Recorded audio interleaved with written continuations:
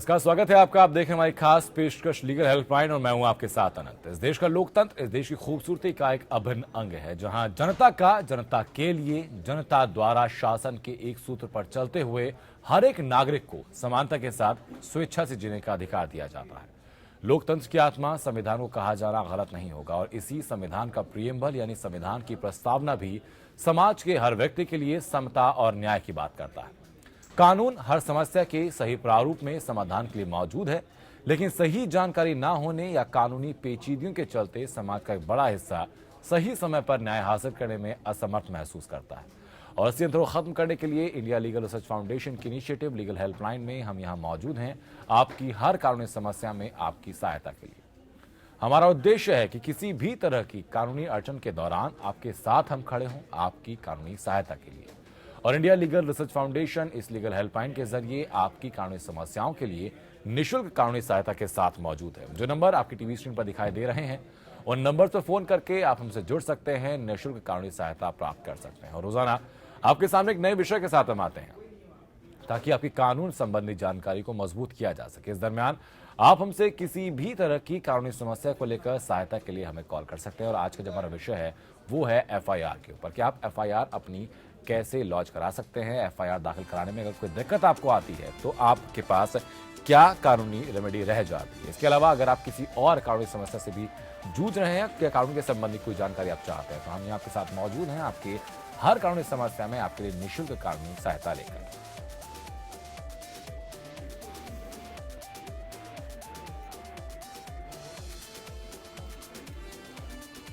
Number आपकी screen पर लगातार फ्लैश हो रहे हैं। नंबर पर फोन करके आप हमसे सीधा जुड़ सकते हैं और सीधा अपनी समस्या हम तक रखकर हमारे विशिष्ट पैनल से आप उस बारे में बेहतर सहायता आप लोग प्राप्त कर सकते हैं। आज का जो सवाल हमारा है वो है कि क्या है एफआईआर संबंधी कानूनी अधिकार। उसके अलावा बेल से संबंधित कोई दिक्कत आपके सामने आती है या फिर अगर आप एफआईआर दर्ज नहीं की जाती है, बेल में कैसे अप्लाई आप कर सकते हैं, इन तमाम सवालों के जवाब आप बेहतर तरीके से हमसे ले सकते हैं। उसके अलावा अगर आपका कोई मामला अदालत में लंबित है या किसी और तरह की कानूनी सहायता भी आप हमसे चाहते हैं तो उसकी पूरी जानकारी आप हमसे इस नंबर पर फोन करके आप हमसे ले सकते हैं और बेहतर जानकारी आप हमसे इस बारे में निःशुल्क जानकारी प्राप्त कर सकते हैं।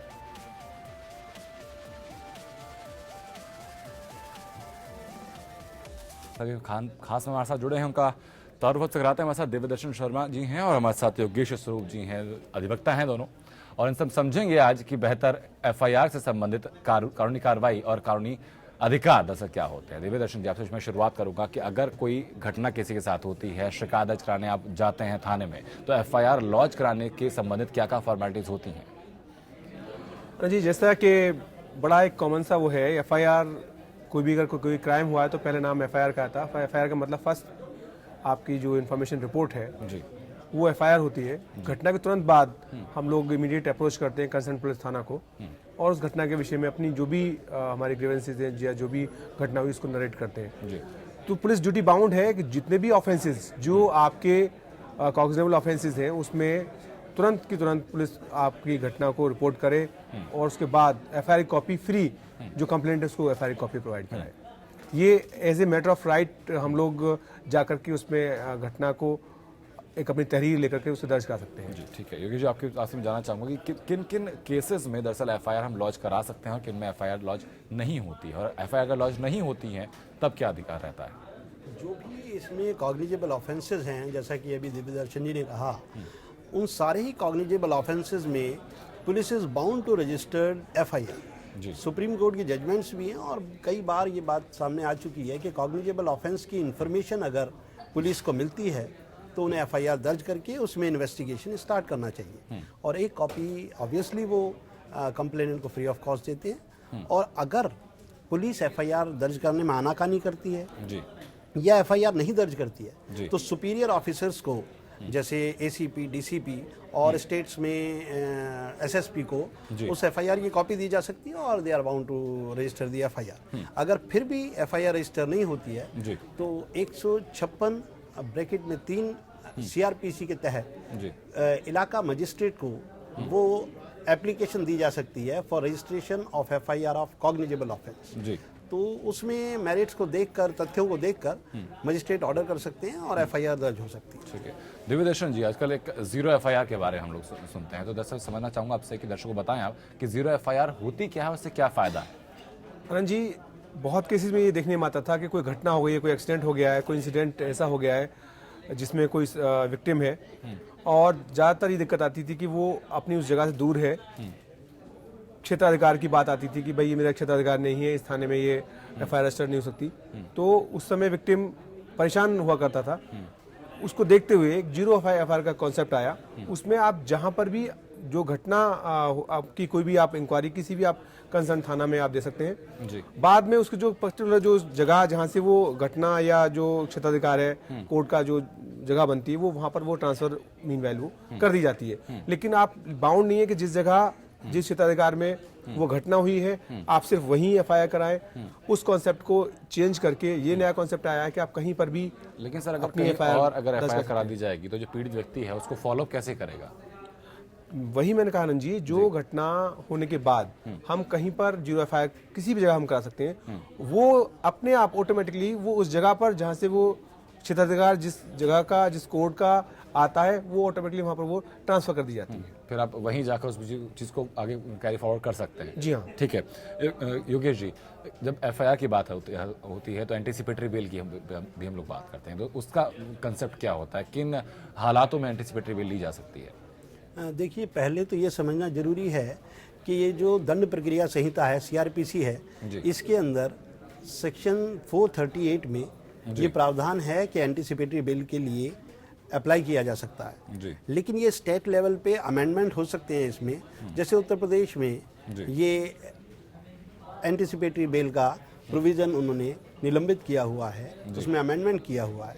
जैसे दिल्ली में एंटीसिपेटरी बेल अवेलेबल है, तो केस के मेरिट्स के बेसिस पे सेशन कोर्ट को और हाई कोर्ट को दोनों को कंकरेंट पावर है ये एंटीसिपेटरी बेल देने की। तो केस के तथ्यों को देखते हुए उसके मामले की जितनी जांच उसमें हो चुकी है, दोनों पक्षों की सुनवाई करके इन्वेस्टिगेटिंग एजेंसी की और एक्यूज की एंटीसिपेटरी बेल उसमें दी जा सकती है तथ्यों के आधार पर। जी, ठीक बात है। इस वक्त जौनपुर से वीरेंद्र हमारे दर्शक हम जुड़ चुके हैं। वीरेंद्र, अपनी बात आप रखिए, कैसे आपकी सहायता हम लोग कर सकते हैं? जी, हमारी चोरी हुई है, एफआईआर है और एफआईआर वही दर्ज नहीं कर रहे। एफआईआर दर्ज हो नहीं रही है आपकी? एफआईआर दर्ज कर रहे हैं। मैं बार बार थाने दौड़ जा रहा हूँ, वहाँ जा रहा हूँ। करीब 2.5 लाख रुपए का हमारा सब पूरा घर का हर सामान उठा ले गया चैनल काट के। जी, ठीक है। और मैं बार बार दौड़ जा रहा हूँ, दरोगा साहब कह रहे हैं मैं आ रहा हूँ, मौके पर आ रहा हूँ, देख रहा हूँ, कुछ नहीं।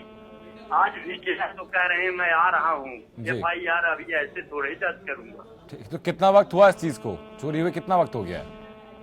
जी, आपके यहाँ चोरी हुए कितना वक्त हो गया है? 12 तारीख को चोरी हुई, 13 तारीख को एफआईआर दिया। ठीक है, तो एफआईआर हो गई कि नहीं हो गई आपकी?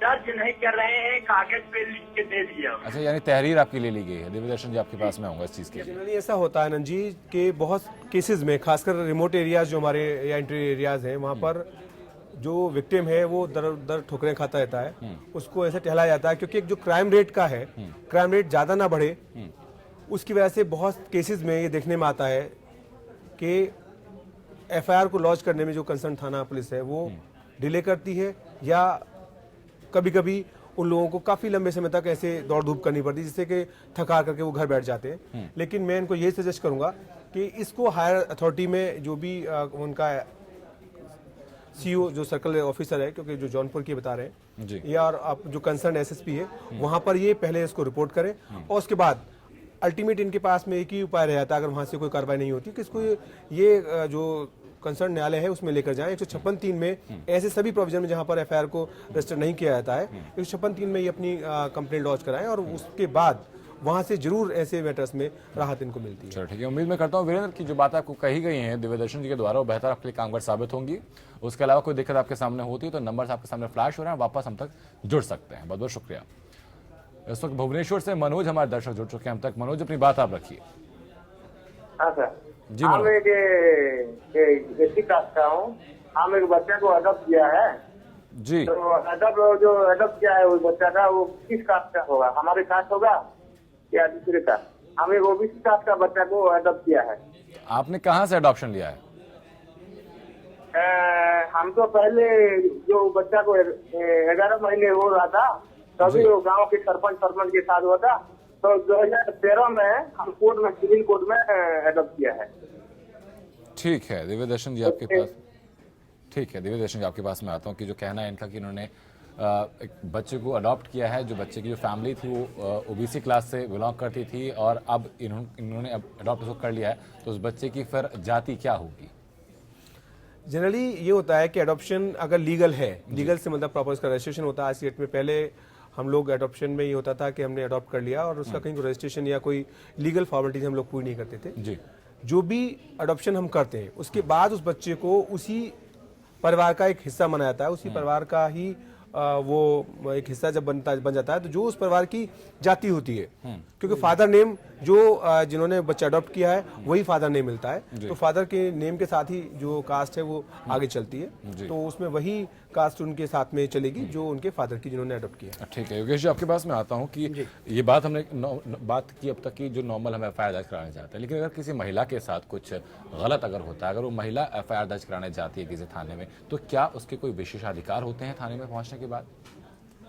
देखिए, एफआईआर दर्ज कराने के मामले में सिर्फ गाइडलाइंस हैं कि कोई अगर महिला जाती है तो उसके साथ जो व्यवहार है उसमें पुलिस को इंस्ट्रक्शंस हैं कि वो उनसे सभ्यता से पेश आएंगे और उनकी बातों को ध्यान से सुनेंगे और एफआईआर तो दर्ज करना उनका कर्तव्य है ही है, वो उसमें तो मना कर ही नहीं सकते किसी भी स्थिति में। लेकिन अननेसेसरी हरासमेंट अगर कोई पुलिस वाले वहाँ करते हैं तो वो महिला उन पुलिस वालों के खिलाफ भी कंप्लेंट कर सकती है, उनके सुपीरियर ऑफिसर्स को, और जो इस तरीके की एफआईआर ना दर्ज करने के बारे में कोई ऐसी बात करते हैं उनके लिखित रूप से शिकायत कर सकती है जिससे उनके खिलाफ कार्रवाई हो सके। ठीक है देवदर्शन जी, लेकिन क्या ऐसा भी कोई अधिकार महिलाओं को होता है क्या कि अगर किसी महिला के साथ कोई डोमेस्टिक वायलेंस का केस हुआ है या फिर कुछ दुष्कर्म कुछ हुआ है तो ताकि जब वो पहुंचे थाने में दर्ज कराने के लिए अपनी एफआईआर अपनी रिपोर्ट दिखाने के लिए, तो महिला पुलिस ही उसका केस सुने ताकि वो एक आसानी से अपनी बात बता पाए? आनंद जी बिल्कुल ठीक बात है, क्योंकि आज की डेट में ये जो क्राइम रेट है इस तरह का काफ़ी बढ़ा है। तो जैसा कि मैं अभी इससे पहले बता रहा था कि जितने भी हमारे मेट्रोपॉलिटन सिटीज़ हैं, खासकर हम दिल्ली की बात करें तो कोई भी एफआईआर को हम थ्रू नेट भी सर्च कर सकते हैं और ऑनलाइन भी हम उसको रजिस्टर कर सकते हैं। तो ऐसी जो एफआईआर्स हैं जो जिनमें विक्टिम कोई महिला है तो उनको हम नेट पे वो उनको नहीं डाला जाता। दूसरे सबसे बड़ी बात इसमें ये है कि हर एक थाने में अब ये कोशिश की गई है कि वहाँ महिला पुलिसकर्मी हो जी, जिससे उनकी बातें वो बेझिझक अपनी बात को जो उनके साथ में हुआ है, घटनाक्रम हुआ है, वो बेझिझक उनको वहाँ वो बता सके। और कहीं किसी केसेस में अगर महिला को अरेस्ट भी करना है उसके लिए भी गाइडलाइन सुप्रीम कोर्ट ने दी हुई है कि सनसेट के बाद में आप उसको अरेस्ट नहीं कर पाएंगे, और जब आप अरेस्ट करेंगे किसी लेडीज को तो साथ में आपके एक लेडी पुलिस का होना बहुत जरूरी है। तो ये सब चीजें महिलाओं की जो उत्पीड़न जो होता था, और या अगर हम कोर्ट में भी आज की में अगर देखते हैं तो कोर्ट में भी ये है कि जो भी कैमरा प्रोसीडिंग होता है, आप जो रेप की विक्टिम हमारी जो समाज में जो हमारी महिला हैं उनको भी, क्योंकि एक खौफ ना रहे, एक डर ना रहे, उसका जो रेपिस्ट है, जो एक्यूज है, कैमरा प्रोसीडिंग से वो सब चीजें देखी आती हैं और उनको प्रॉपर गाइडलाइन और प्रॉपर उनको प्रोटेक्शन कानून से भी और पुलिस से भी उनको मिलता है। ठीक है। सर पंजाब से सर गोल्डी मित्तल हमारे दर्शक तो जुड़ चुके हैं। गोल्डी अपनी बात आप रखिए, कैसे आपकी सहायता हम लोग कर सकते हैं? हेलो, नमस्कार जी। जी गोल्डी जी, हम ट्रक का एक फ्रॉड हो गया था जी, हमें फ्रॉड हो गया, उसमें 420 का उनका पर्चा कट गया था। गोल्डी आपकी आवाज हम तक साफ पहुंच नहीं पा रही है दरअसल, लेकिन आपका नंबर हम तक जरूर पहुंच गया है। इंडिया लीगल सर्च फाउंडेशन की टीम जल्द आपको कॉल करेगी और बेहतर सहायता हमारी तरफ से आपकी जरूर की जाएगी। बहुत बहुत शुक्रिया आपका हम तक जुड़ने के लिए। यूके जी, मैं चाहूंगा कि आप बताएं दर्शकों की अगर एफआईआर आप लॉन्च कराते हैं, आपके खिलाफ अगर एफआईआर लॉन्च कराई गई तो उस वक्त कौन कौन सी मुख्य बातें हैं जो एक व्यक्ति को ध्यान में रखनी चाहिए? एफआईआर दर्ज कराते समय कोई कानूनी इसमें पेचीदगी नहीं है। 154 सीआरपीसी के तहत 154 सीआरपीसी में कॉग्निजेबल ऑफेंस की एफआईआर दर्ज होगी। सिर्फ फैक्ट्स उसके अंदर बताने हैं, जो भी घटनाक्रम हुआ है उसको क्रम से बताना है। तो जो उस घटनाक्रम से ऑफेंस बनेगा, जो उसमें धाराएं लगेंगी, ये सब काम पुलिस का है कि वो उन धाराओं को नियत करके उनके तहत एफआईआर दर्ज करे। केवल फैक्ट्स, वो भी ब्रीफ में, क्योंकि सुप्रीम कोर्ट की जजमेंट है FIR can not be the encyclopedia of the case, तो जो ब्रीफ फैक्ट्स हैं जो उस वक्त हुआ है तब तक का क्रोनोलॉजिकली यानी क्रम पूर्वक उसको बताना, यही एफआईआर है जी। और जिनके खिलाफ एफआईआर हुई है वो ये देख कर कि ये एफआईआर में क्या तथ्य हैं और वो तथ्य किस प्रकार से झूठे साबित हो सकते हैं या किस तरीके से वो झूठ है, उनके आधार पे और इन्वेस्टिगेशन की स्टेज के आधार पे अपनी बेल के लिए अप्लाई कर सकते हैं, जैसा भी एंटीसिपेटरी का या रेगुलर बेल का जैसा भी केस होगा उस प्रकार। ठीक बात है। दिव्यदर्शन जी, हम ये भी देखते हैं कि कई दफा झूठी एफआईआर भी दर्ज कराई जाती है, तो अगर किसी व्यक्ति के खिलाफ झूठी कंप्लेंट की जाती है तो उसके खिलाफ वो कैसे एक्शन ले सकता है? देखिए, यहाँ दो चीजें ना जी बहुत इंपॉर्टेंट हैं। जैसे कि अभी मेरे लर्नेड दोस्त बता रहे थे योगेश जी, एफआईआर में एक चीज जरूर मैं यहाँ जोड़ना चाहूंगा कि अगर कोई एफआईआर हो रही है जी, तो उसमें टाइम एक अपने आप में बड़ा एक वाइटल फैक्टर होता है, उसका बहुत बड़ा एक रोल है। एफआईआर जैसे ही घटना होती है उसकी जितना जल्दी हो सके हमें एफआईआर को कराना होता है। रीजन कि कहीं उसमें आफ्टर थॉट कोई जगह ना बचे कि हम लोगों ने सोचने के बाद, एक घटना सोचने के बाद कि घटना हुई है, दो लोगों ने इसमें घटना को अंजाम दिया है, तो हम तीसरे या चौथे या किसी और का नाम या उसकी घटना की हम मैनिपुलेशन ना कर सके। एक तो वो बहुत जल्दी होती है, जल्दी में उसको मतलब तुरंत उसको कंसर्न उसके साथ में थाना पुलिस में उसको रिपोर्ट करना चाहिए। और जैसा कि आपने दूसरा ये मेरे से सवाल किया कि झूठी कंप्लेंट को लेकर, झूठी कंप्लेंट अगर कोई करता है, झूठी कंप्लेंट के लिए मैंने वही कहा कि सबको राइट है कि अपनी किसी भी ग्रीवेंसेस को, किसी भी घटना को आप पुलिस में रिपोर्ट कराते हैं, एफआईआर कराते हैं, लेकिन एफआईआर होने के बाद में ये मैटर ऑफ ट्रायल हो जाता है कि वो एफआईआर झूठी है या गलत है जी। अगर हमको एक कंसर्न कोर्ट ने, जो लोअर कोर्ट है, उसने हमें किसी केस में बरी किया और अपीलेट टाइम तक जी, अपेक्स कोर्ट में अपीलेट टाइम तक उस जजमेंट के खिलाफ अगर अपील नहीं करी गई है तो हम उस कंप्लेंट के against defamation suit, civil suit भी हो सकता है, वो क्रिमिनल सूट भी हो सकता है, हम डाल सकते हैं। चलिए, ठीक है, बहुत बहुत शुक्रिया आप दोनों लोगों का, दिव्यदर्शन जी और योगेश जी, हम तो जुड़ने के लिए और बेहतर जानकारी का हमारे दर्शकों तक पहुंचाने के लिए। इंडिया लीगल सर्च फाउंडेशन की इनिशिएटिव लीगल हेल्पलाइन का एकमात्र उद्देश्य है कि समाज के उस वर्ग के हर उस शख्स को हम बेहतर कानूनी सहायता पहुंचाएं जो किसी भी तरीके से न्याय पाने में असमर्थ रहता है। नमस्कार।